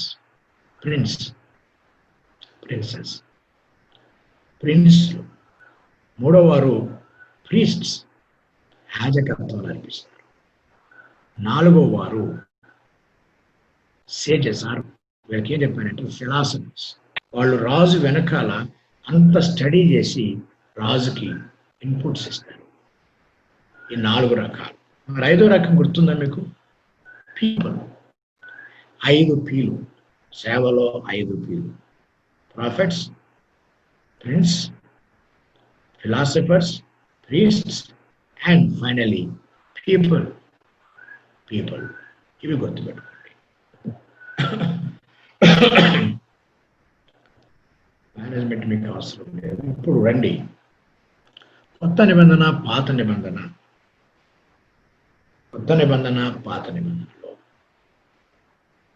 లీడర్షిప్ ఎలా ఉంటుంది అనేది నేను రాసిన. చూసారా? 5 peel. Profits, priests, princess, philosophers, people. ఈ 5 రకాల గురించి మోషే చక్కగా చెప్పాడు. నాయకత్వానికి మాన్యువల్ అంటే ద్వితీయోపదేశకాండం. సో వీళ్ళు ఎవరంటే మొట్టమొదటి వారు ప్రవక్తలు. దేవుని దగ్గర నుంచి మనుషులకు చెప్తారు. 2వ వారు ప్రీస్ట్స్, మనుషులను దేవుని దగ్గరికి తీసుకెళ్తారు. ప్రాఫెట్ ప్రీస్ట్ ఆపోజిట్లో ఉంటారు. ఆపోజిట్లో దేవుని దగ్గర నుంచి మనిషికి తెచ్చేవాడు ప్రాఫెట్, మనిషి దగ్గర నుంచి దేవుని దగ్గరికి తీసుకెళ్లేవాడు ప్రీస్ట్. మనిషిని పక్షమున మాట్లాడేవాడు, విజ్ఞాపన చేసేవాడు ప్రీస్ట్. మరి ప్రిన్స్ ఎవరంటే అడ్మినిస్ట్రేషన్ చేసేవాడు. ఒక సంఘం నడిపించబడాలంటే అడ్మినిస్ట్రేషన్ అవసరం. దానికి కమిటీస్ ఉంటాయి, అవన్నీ వాళ్ళు చేయాలి. మరి ఫిలాసఫర్స్ ఎవరంటే వీళ్ళు ఏం చేస్తారంటే అడ్మినిస్ట్రేషన్ చేయరు. మన గురించి, సంఘం గురించి, పరిస్థితి గురించి, వాటన్నిటి గురించి స్టడీ చేసి మనకు నేర్పిస్తారు. కొన్ని డిపార్ట్మెంట్స్ పెట్టుకుని వాళ్ళు మనకు ఫీడ్బ్యాక్ ఇస్తారు. ఉదాహరణకు మిషన్స్ డిపార్ట్మెంట్, ఉమెన్స్ డిపార్ట్మెంట్, ఇలా డిపార్ట్మెంట్స్ అన్నీ మనకు చేస్తారు. చాలా చోట్ల సంఘాల్లో ఉమెన్స్ వింగ్ ఉంటుంది, చిల్డ్రన్ వింగ్ ఉంటుంది, యూత్ వింగ్ ఉంటుంది. ఒకటి మాత్రం ఎక్కడ ఉండదు, తక్కువ ఉంటుంది, రేర్గా ఉంటుంది. దాని పేరు మెన్స్ వింగ్. పురుషుల గురించి కూడా పట్టించుకోవాలి కదండి. ఈ చిల్డ్రన్ ఎప్పుడు నడిపిస్తారు. ప్రతి సంఘంలో సేవ ఉంటుంది. చిల్డ్రన్ మినిస్ట్రీ ఉంటుంది, యూత్ మినిస్ట్రీ ఉంటుంది, స్త్రీల సమాజం ఉంటుంది. మరి పురుషుల సమాజం ఏది? కాబట్టి కొంచెం అది కూడా పెట్టుకోండి. పురుషులకు చాలా సమస్యలు ఉంటాయి. At least once in a month పెట్టుకోండి. అలా వారంకి ఒకసారి పెట్టిన మంది వన్స్ ఇన్ ఏ మంత్ అన్నా పెట్టుకోవాలి. చివరిగా 5వది పీపుల్. కాబట్టి ఒక సేవ అంతలో ఈ 5 రకాల వాళ్ళు మీకు ఉండాలి. ప్రాఫిట్స్ ఉండాలి, ప్రీస్ట్స్ ఉండాలి, ప్రిన్సెస్ ఉండాలి, ఫిలాసఫర్స్ ఉండాలి, అండ్ పీపుల్ ఉండాలి. వీళ్ళు నలుగురు కూడా ఎవరి కోసం ఉన్నారు? పీపుల్ కోసమే. They are there for people. గుర్తుపెట్టుకోండి. ఈ ప్రాఫిట్స్ ఇప్పుడు ఉన్నారా అని అంటే, ఇప్పుడు ఉన్నారా లేదా అని అవసరం లేదు. ప్రాఫిట్స్ బేసిక్గా ఉన్న వాక్యమును కొత్తగా ప్రవచించేదేం లేదు. ప్రవచించబడిన వాక్యమును వివరించేవారు. కొత్త నిబంధనలో ప్రాఫిట్స్ ఉన్నారు. వాళ్ళు వాక్యమును కొత్తగా వివరించలేదు, కొత్తగా చెప్పలేదు, కొత్తగా వివరించారు. పౌలు ఒక్కడే రాశారు, మిగిలినందరూ వివరించారు. సో కానీ ఆ ప్రాఫిటిక్ మినిస్ట్రీ ఉన్నది. ఏంటి? ప్రాఫిట్సీ ఉన్నది. అది వాక్యమును కొత్తగా రాసేది కాదు, వివరించేది. లేక భవిష్యత్ విషయాల్లో సంఘానికి ఏం జరగబోతుంది వాటి గురించి ఆలోచించేవారు, జ్ఞాపకం చేసుకునేవారు, సంఘమును డైరెక్ట్ చేసేవారు. ఇట్లా ఇవ్వచ్చు అని నడిపించేవారు. ప్రాఫిటిక్ మినిస్ట్రీ ఉన్నది. అని అట్లా ఉందని చెప్పి వాక్యములో లేకపోయినా నాకు చెప్పాడు దేవుడు అని చెప్పకూడదు. ఉదాహరణకు పౌలు చెప్పినట్టు, పౌలు అంటాడు, యేసు ప్రభు చెప్పున్నది ఏమనగా నేను చెప్పున్నది ఏమనగా. ఏంటి నేను చెప్పున్నది? ప్రభు చెప్పున్నది ఏమనగా నేను చెప్పున్నది ఏమనగా అర్థం ఏంటంటే, స్వార్థంలో చెప్పింది ప్రభు చెప్పినది. నేను చెప్పున్నది ఏమంటే ప్రభు నా ద్వారా చెప్పినది. సంఘక్రమం చెప్పాడు. సువార్తలో సంఘక్రమం చెప్పలేదు కదా. ఎందుకు? సంఘము ఆరంభించబడింది అపోస్తల కార్యం 2వ అధ్యాయంలోనే కదా, పెంతెకోస్తు నుంచే కదా. కాబట్టి పెంతెకోస్తు తర్వాతే సంఘము గురించి చెప్పబడాలి కదా. సంఘము గురించి పౌలు చెప్పాడు. కాబట్టి ప్రభు చెప్పున్నది ఏమనగా నేను చెప్పున్నది ఏమనగా అంటే ఆయన సొంతగా చెప్పాడనిగా, ప్రభు నా ద్వారా చెప్పినది ఏమనగా అని అర్థం. కాబట్టి గుర్తుపెట్టుకోండి, ఈ 5 రకాల మనుషులు మీకు కనిపిస్తూ ఉంటారు. ఇప్పుడు ఈ ఒక్కటి ఈరోజు మనం మొత్తానికి ధ్యానం చేద్దాం. ఈ ఒక్కదంతా ఈరోజు ఆపేస్తాను నేను. తీసారా? దయచేసి వాక్య భాగాలు తీయండి. ద్వితీయోపదేశ కాండం 13 నుంచి 18 వరకు అధ్యాయాలు, వచనాలు కాదు ఇవి. ద్వితీయోపదేశ కాండం 13 అధ్యాయం నుంచి 18 అధ్యాయం వరకు ఏం చెప్పాడంటే, 13 అధ్యాయంలో ప్రవక్తల గురించి చెప్పాడు. 17 అధ్యాయంలో రాజులు గురించి చెప్పాడు. 18 అధ్యాయంలో యాజకుల గురించి చెప్పాడు. తర్వాత ఆయన అధిపతుల గురించి చెప్పాడు. అధిపతులు వేరు, రాజులు వేరు. రైట్? అధిపతులు అంటే రాజుకి అసిస్ట్ చేసేవాడు, రాజుకి ఇన్పుట్స్ ఇచ్చి సమాజం నుంచి ఇన్పుట్స్ తీసుకెళ్ళి ఆయన కొంచెం జ్ఞానం నేర్పించి అన్ని నేర్పించేవాళ్ళు. చివరిగా పీపుల్. ఈ 5 విషయాల గురించి ఆయన మొత్తం చెప్పుకుంటూ వచ్చాడు. 13 అధ్యాయం దగ్గర నుంచి 18 అధ్యాయం వరకు చెబుతూనే వచ్చాడు. మీరు అనొచ్చు, మరి 13 తర్వాత 17కి వెళ్ళాడు, మధ్యలో ఏం చెప్పాడు అని అంటే పండగల గురించి చెప్పాడు. తర్వాత ఎలా జీవించాలో చెప్పాడు. ధర్మశాస్త్రం అనగానే దయచేసి మీరు భయపడద్దు. ధర్మశాస్త్రం అని ఎక్కడ బైబిల్లో ఉన్నా, కొత్త నిబంధనలో ఉన్నా, ధర్మశాస్త్రము 3 రకాలు. 3 రకాల ధర్మశాస్త్రం ఉన్నది. ఒకటి మోరల్ లా, 2 సెర్మోనియల్ లా, 3 సివిల్ లా. అలా చెప్తున్నాం. నైతికమైన ధర్మశాస్త్రం, ఆచార సంబంధమైన ధర్మశాస్త్రం, రెండవది ప్రభుత్వము చేసే సామాజికమైన ధర్మశాస్త్రం, సామాజిక ధర్మశాస్త్రం. నైతికమైన ధర్మశాస్త్రం ఎక్కడుంటది? హృదయంలో ఉండాలి, మనస్సాక్షిలో ఉండాలి, నీలో ఉండాలి. మరి ఆచార సంబంధమైన ధర్మశాస్త్రం ఎక్కడుంటది? సేవలో ఉంటది, సంఘములో ఉంటది. మరి సామాజికమైన ధర్మశాస్త్రం ఎక్కడుంటది? సమాజంలో ఉంటది. పాత నిబంధనకు కొత్త నిబంధనకు రెండే ఒకే మార్పు వచ్చింది. పాత నిబంధనలైనా కొత్త నిబంధనలైనా ఆ ధర్మశాస్త్రము, నైతిక ధర్మశాస్త్రము మారదు. ఎవరికైనా ఒకటే. కొండ మీద యేసు ప్రభువారు కొండ మీద ప్రసంగానికి 10 ఆజ్ఞలకు సంబంధం ఒకటే. ఆ యొక్క లక్షణాలు ఒకటే. నైతిక దాని గురించి ఆయన తిట్టలేదు ఎక్కడ కూడా. వారికన్నా మీరు మంచిగా ఉండాలన్నాడు, కానీ ఆచారాలు కొట్టివేస్తున్నాను. కాబట్టి ధర్మశాస్త్రము పాత నిబంధనలు కానీ కొత్త నిబంధనలు కానీ నిత్యత్వంలో కానీ ఒకటే. నైతిక సంబంధమైన ధర్మశాస్త్రము అట్లానే ఉంటుంది. ఆచార సంబంధమైన ధర్మశాస్త్రము అది ఇప్పుడు మారిపోతుంది. ఎందుకు? మనం ఇశ్రాయేలులం కాదు, మనకు ఆ టెంపుల్ లేదు, ఆ టెంపుల్ లేదు, మనమే ఒక టెంపుల్.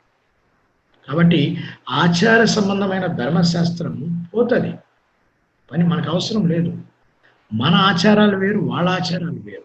మరి సామాజిక ధర్మశాస్త్రం, వాళ్ళ దేశం వేరు, మన దేశం వేరు, వాళ్ళ రాజ్యాంగం వేరు, మన రాజ్యాంగం వేరు. కాబట్టి మనకది రాదు. కాబట్టి ధర్మశాస్త్రం అన్నప్పుడు మొత్తం కొట్టేయద్దు, అట్లనే మొత్తం ఉండదని చెప్పద్దు. నైతికమైన ధర్మశాస్త్రం ఉన్నది. Moral law is there as it is. ఆత్మ ఫలం అన్నదే. బాగా గమనించుకోండి. 10 ఆజ్ఞలన్నా అదే, కొండవేద ప్రసంగంలో ప్రభు చెప్పిన ధన్యతలన్నా అదే, పరిశుద్ధాత్మ యొక్క ఆత్మ ఫలంలో ఉన్న 9 రుచులన్నా అదే. ఈ మోరల్ లా, నైతిక విలువలు. రెండవది ఆచారము. సంఘానికి ఇచ్చిన క్రమం వేరు. కొరింథీ పత్రిక అంతా కూడా సంఘ క్రమము అని పెట్టుకోవచ్చు మీరు. సో సంఘ క్రమము కొరింథీ పత్రిక ప్రకారం పోతుంది, మనకు ఆచారాలు ఉండవు. మరి అందుకే కొరింథీ పత్రికలోనే పౌలు గారు 3 అధ్యాయం 16 వచ్చిన వివరాశ గుర్తుందా మీకు? మీరు ఆత్మకు, మీ దేహములు పరిశుద్ధాత్మకు ఆలయములైనని మీరు ఎరుగరా? అంటే ఆలయము మీరే. అందుకనే ఈ మాట, ఆలయం అనే మాట బైబిల్లో 5 రకాలుగా మారింది. మొదటిగా టెంట్ స్టార్ట్ అయింది, 2 టెబర్నికల్ అయింది, 3 సొలొమోన్ టెంపుల్ అయింది, 4 యేసు ప్రభువే ఆ టెంపుల్గా వచ్చాడు, 5 క్రైస్తవుడే దేవుని పరిశుద్ధాత్మ యొక్క ఆలయం. ప్రతి క్రైస్తవుడు ఆలయం. అందుకే ఈ క్రైస్తవునికి మనం పెట్టిన పేరేంటంటే వాకింగ్ టెంపుల్. నువ్వు ఉద్యోగంలో పోయినా అక్కడ నువ్వు టెంపులే. You are going wherever you go, temple is going. You don't go to temple, you are going wherever you go, temple is going. ఇంకా మాట్లాడితే నువ్వు ఎక్కడికి వెళ్తే అక్కడ టెంపుల్, వాళ్ళు వచ్చి నిన్ను నీ దగ్గర నేర్చుకోవాలి. కాబట్టి టెంపుల్ చూసారా, ఇంతగా టెంపుల్ గురించి మనం ఆలోచిస్తుంటే ప్రకటన గ్రంథం చివరి అధ్యాయంలో ఏముంది? నిత్యత్వములో దేవాలయము లేదు, యేసే దేవాలయముగా ఉంటాడు. కాబట్టి ఏ క్రీస్తు ప్రభువారైతే దేవాలయం అని చెప్పాడో ఆ దేవాలయాన్ని నన్ను కొట్టేయని 3 రోజుల్లో అన్నాడు. మీరు దేవాలయాన్ని కొట్టేస్తే నేను 3 రోజులు లేపుతా అన్నాడు. గుర్తుంది? అసలు ఇంకా ఆ యోహాను సువార్త 1:14 ఏముంటది? ఈ పిచ్డ్ ఎ టెంట్ అమాంగ్ us. ఆయన శరీరధారిగా వచ్చాడు అని మీరు అనుకుంటారు. ఆయన దేవుడు ఆ వాక్యము శరీరధారి అయి కృపాసక్తి సంపూర్ణుడిగా మన మధ్య నివసించిన మాట ఏంటంటే ఈ పిచ్డ్ ఎ టెంట్ అమాంగ్ us. ఏ టెంట్ అయితే, ఏ పర్ణశాల అయితే, ఏ గుడారం అయితే, ఏ ప్రత్యక్ష గుడారం అయితే టెంపుల్గా మారిందో ఆయనే వచ్చాడు. ఈ పిచ్డ్ ఎ టెంట్ అమాంగ్ us. దేవుని నివాసం మనుషులతో ఉండేది. కాబట్టి ఈ టెంపుల్లో, ఈ ఆరాధనలో ఇన్ని రకాల మనుషులు ఉంటారు. కాబట్టి వీరికి ఉండాల్సిన లక్షణాల గురించి చెప్పుకొచ్చాడు. ఈ ప్రాఫిట్స్ అనే దాంట్లో 13:1 ఏమంటాడంటే ప్రాఫిట్స్ గురించి జాగ్రత్త. రెండవది, వాళ్ళు మీ ఇంట్లో వారైనా సొంత వారైనా జాగ్రత్త. 6వ 13వ బయట నుంచి వచ్చిన వారైనా జాగ్రత్త. వాళ్ళు చక్కగా చేయకపోతే వారి గురించి మీరు జాగ్రత్త. రెండవది 17వ రాజునికి ఉండాల్సిన లక్షణాలు అన్నాడు. కాబట్టి సేవకునికి ఉండాల్సిన లక్షణాలు ఇప్పుడు నేను చెప్తాను. ఈరోజు దాంతోనే మనం ముగించుదాం. తర్వాత ప్రీస్ట్కు ఉండాల్సిన లక్షణాలు, ఈ 2 విషయాలు మనం గమనిద్దాం. తీయండి అందరు, దయచేసి బైబిల్ తీయండి. 17వ ద్వితీయోపదేశకాండం 17వ 14 నుంచి బాగా లెక్కేసుకోండి. ఎన్ని వచనాలు ఉన్నాయి? 14, 15, 16, 17, 18, 19, 20, 21, 22. తీయండి. ద్వితీయోపదేశకాండము 17వ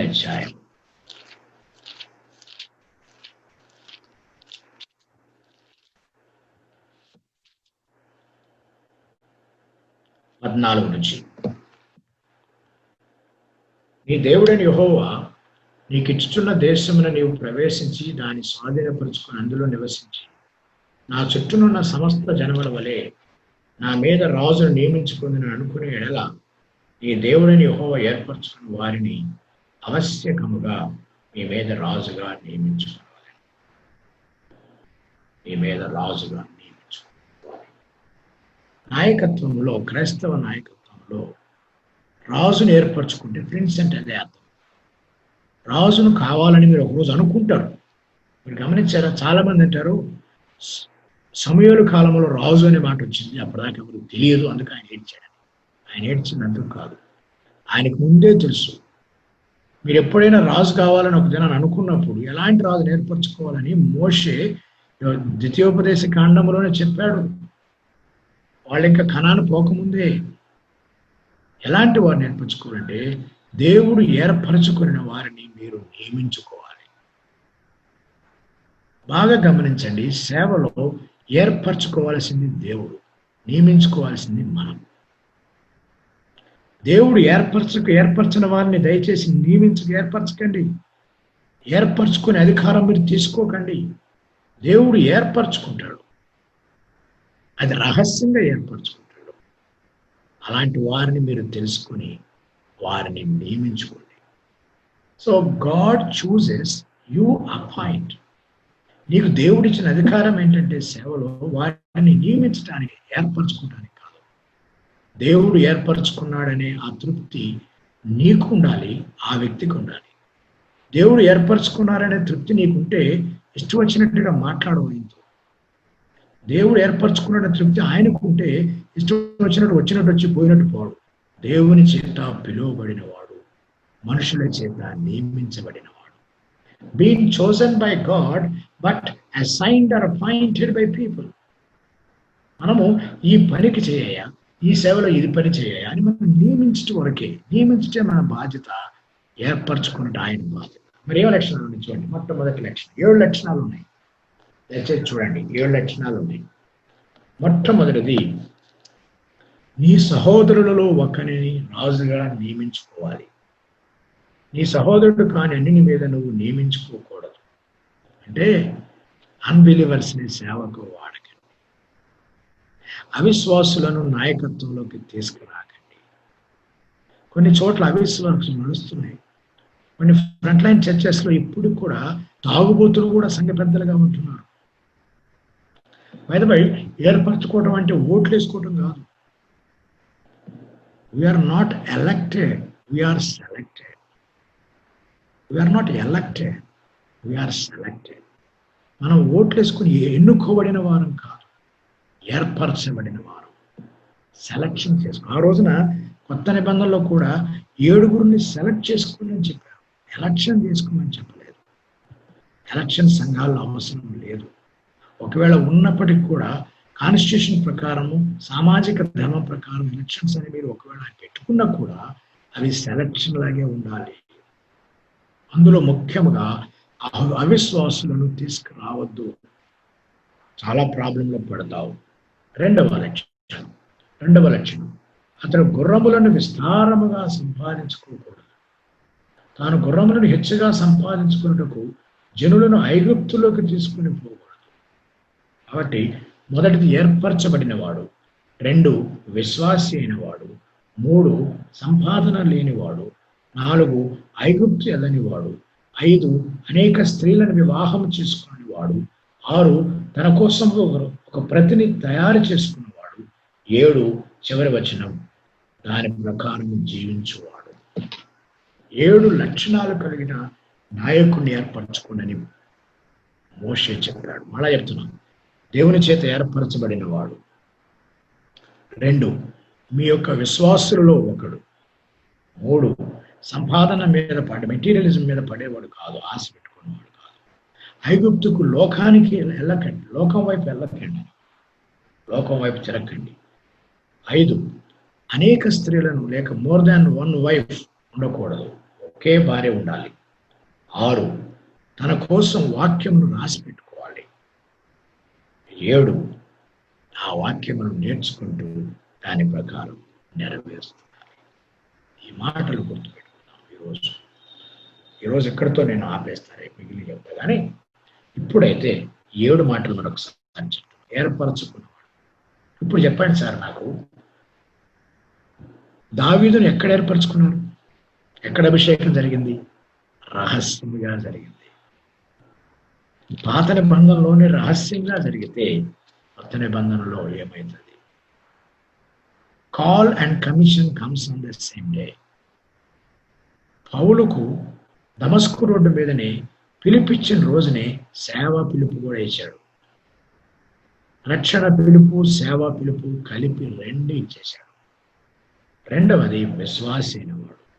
సంపాదన మీద ఎక్కువ పెట్టుకోవద్దు. ఈ రోజుల్లో సంపాదనలు ఎక్కువైపోయినాయి. సేవకులు ఎంత పేదరికంలో ఉన్నారో కొంతమంది సేవకులు అంత గొప్పలో ఉన్నారు. ఎట్లా అంటారంటే, ఇది మనము ప్రజాస్వామ్యం అనుకుని వాళ్ళు బ్రిటిష్ వారు మనల్ని ఏలుతున్నారు అని అనుకుంటే వాళ్ళు బయటికి పంపించేస్తే మనలో మనోళ్లే తయారయ్యారట్లా. పెట్టుబడిదారి విధానం. కొంతమంది గొప్పోళ్ళు అయిపోతున్నారు. ఒకవాళ్ళు గొప్పోళ్ళు అవుతున్నారు, మరీ ఎక్కువ అంటే అర్థం చేసుకోవాలా, కొంతమంది ఎక్కడో తక్కువ అవుతున్నారని అర్థం. దేవుడిచ్చిన పని అంత ఒకటే, సంపాదన అంత ఒకటే. ఒక 10 మంది గొప్పవాళ్ళు అవుతున్నారంటే 100 మంది, ఒక 10 మంది సేవకులు మాత్రమే గొప్పవాళ్ళు అవుతున్నారంటే 1,00,000 మంది సేవకులు చాలా కష్టాలు పడుతున్నారని అర్థం. చాలా కష్టాలు పడుతున్నారు. ఈ రోజున సేవ 3 రకాలుగా వెళ్ళిపోయింది. ఆ రోజుల్లో వాళ్ళు కొన్నారు, మనం అమ్ముకుంటున్నాం. ఆ రోజుల్లో వాళ్ళు విత్తారు, మనము ఫలాలు కోసుకుంటున్నాం. ఇక 3వది ఏంటంటే, విత్తినవాడు ఫలాలు కోసుకునేవాడు, 3వవాడు ఉన్నాడు ఫలాలు కోసుకోవడం కూడా కాదు, కూర్చుకునేవాడు. వాళ్ళు వచ్చి ఇప్పుడు సేవకుల దగ్గర కూడా తీసుకెళ్ళిపోతున్నారు. చాలా ఆర్థిక సమస్యల్లో ఉన్నారు. వాళ్ళు వాటికి వెళ్ళిపోతున్నారు. టీవీకి, మీడియాకి, రకరకాల ఛానల్స్కి వెళ్ళిపోతున్నారు. ఇక్కడ అటెండ్ అయ్యే సంఘంలో 500 ఇవ్వడు, అక్కడ 5,000, 50,000 కూడా ఇస్తాడు. ఎందుకో తెలియదు. ఇక్కడేమో తోటి సాక్ష్య జీవితాన్ని చూస్తూ గమనిస్తున్నాడు, వాళ్ళనేమో టీవీలోనే చూస్తున్నాడు. ఏం తెలుస్తుంది నీకు? ఏం తెలుస్తుంది వాళ్ళకి? జాగ్రత్తగా కాపాడుకోవాలి. కాబట్టి ఈ 5 లక్షణాలు 7 లక్షణాలు ఉండాలి. అయితే ఒక ప్రతిని రాసి పెట్టుకోవాలి. అంటే ధర్మశాస్త్ర వాక్యాన్ని ఒక ప్రతిని ఉంది కదా అని టక్ పెట్టుకుని అదే తెచ్చుకోవటం కాదు, రాసుకోవాలి. ప్రతిని రాసి కొనవలేను, తన కొరకు రాసుకోవాలి. ప్రతి రాజు ప్రతిని రాసుకోవాలి. అంటే మీరు అనొచ్చు ఇప్పుడు మనం ఏమో రాసుకోవాలని. నేను అంటున్నా, ఈ రోజున మీరు ఏం చేయాలంటే బైబిల్ అంతటికి 66 పుస్తకాలకి ఒక అవుట్లైన్ రాసి పెట్టుకోండి. 66 పుస్తకాలకి ఏ విధంగా మన అవుట్లైన్ రాసి పెట్టుకుంటే మంచిగా ఉంటుంది. ప్రతి పుస్తకానికి 3 లేక 5 అంశాల మీద అవుట్లైన్ రాసి పెట్టేసినాను నేను. అంటే రాసి పెట్టుకోండి, ప్రతిదీ రాసి పెట్టుకోవాలి. చివరికి వాటిని నెరవేర్చాలి. యెహోషువకు ఒక మాట చెప్పాడు దేవుడు. ఏమిటి చెప్పాడు గుర్తుందండి మీకు? యెహోషువకి ఏం చెప్పాడు? యెహోషువ పోతుంది యుద్ధానికి. యుద్ధానికి పోవాడు చెప్పాల్సింది యుద్ధం గురించి. కానీ దేవుడు అన్నాడు, యుద్ధం చేసేది నేను. నిన్ను వాడుకోవాలా లేదా అనేది చేయాలంటే నువ్వు 3 పనులు చేయాలి. యుద్ధం చేసేది నేను, నీ చేత చేయాలా లేదా అని నేను నిర్ణయించాలంటే నువ్వు 3 పనులు చేయాలి. ఏంటో 3 పనులు?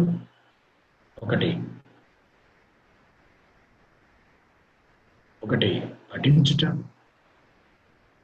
ప్రవర్తించుట, ప్రకటించుట. ఈ వాక్యాన్ని పఠించాలి. ఏ వాక్యాన్ని పఠిస్తున్నావో దాన్ని ప్రవర్తించాలి. దేన్ని ప్రవర్తిస్తున్నావో దాన్ని ప్రకటించాలి. Prepare, practice, preach. దీన్ని నేనేం చెప్పానంటే, పరలోకపు ఆశీర్వాదాలకి ఏటీఎం ఉంటుంది. బ్యాంక్, పరలోకపు బ్యాంకుకి ఏటీఎం కార్డు ఉంటుంది. ఆ ఏటీఎం కార్డు, మన ఏటీఎం కార్డుకి ఒక పాస్వర్డ్ ఉంటుంది. వాళ్ళ ఏటీఎం కార్డుకి 3 పాస్వర్డ్ ఉంటాయి. 3 పాస్వర్డ్స్. ఒకటి, దేవుడు అడుగుతాడు, దేవా నాకు ఆశీర్వాదం కావాలంటే దేవుడు ప్రిపేర్ అయినవా, పఠించవా, ప్రవర్తించవా, ప్రకటించవా. ఈ 3 చేస్తే టక పరలోకపు ఆశీర్వాదాలు నీకు వస్తాయి. కాబట్టి ఇలాంటి లక్షణాలు కలిగి ఉండాలి అని చెప్పాడు. తర్వాత లేవి కాండంలో మోషే యాజకుల గురించి ఒక మాట చెప్పాడు. లేవి కాండంలో మొదటి యాజకుల గురించి చదవాలంటే లేవి కాండంకి వెళ్ళాలి. లేవి కాండమే యాజకత్వం కదా. 10వ అధ్యాయంలో వేరొక అగ్ని, వాళ్ళు చచ్చిపోయారు. 10వ అధ్యాయంలో వేరొక అగ్ని తీసుకొచ్చినప్పుడు చచ్చిపోయారు. సరే, అట్లానే అయిపోయింది కదా, చచ్చిపోయితే ఇంకా ఏం చేశాడు? అహరోను బిడ్డ మిగిలిన 2 ఏర్పరిచాడు. వాళ్ళు కూడా దేవుడు చంపేయాలనుకున్నాడు. చాలా మంది మొదటి వాళ్ళు చచ్చిపోయిందే చెప్తారు, కానీ ఈ 10వ అధ్యాయం 16 నుంచి 2 కూడా చంపేయాలనుకున్నాడు. అది మీరు గమనించండి. 16వ వచనం, లేవికాండం 10వ అధ్యాయం 16వ వచనం. అప్పుడు మోషే పాప పరిహార్థ బలియగు మేకను కనుగొనవలనని జాగ్రత్తగా వెతికినప్పుడు అది కాలిపోయి ఉండెను.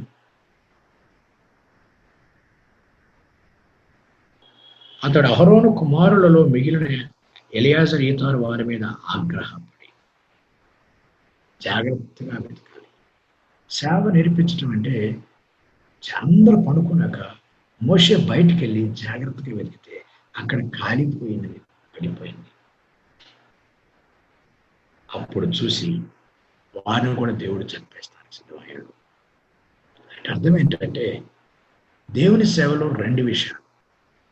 దేవుడు ఒప్పుకొని దాన్ని తేవద్దు. Don't bring other things into ministry. రెండవది, other things into ministry తీసుకురావటమే కాదు, చేయాల్సిన పద్ధతిలో కూడా చేయాలి.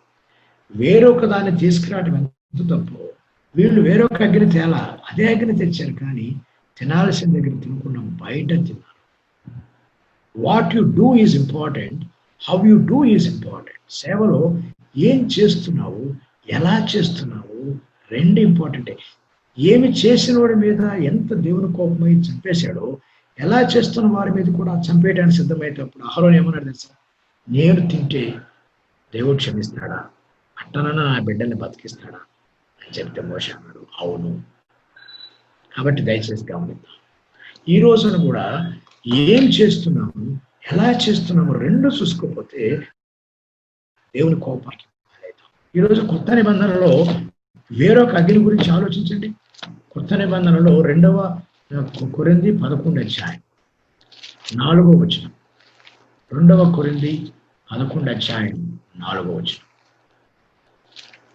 2వ కొరింథీ 11 అధ్యాయం 4వ వచనం.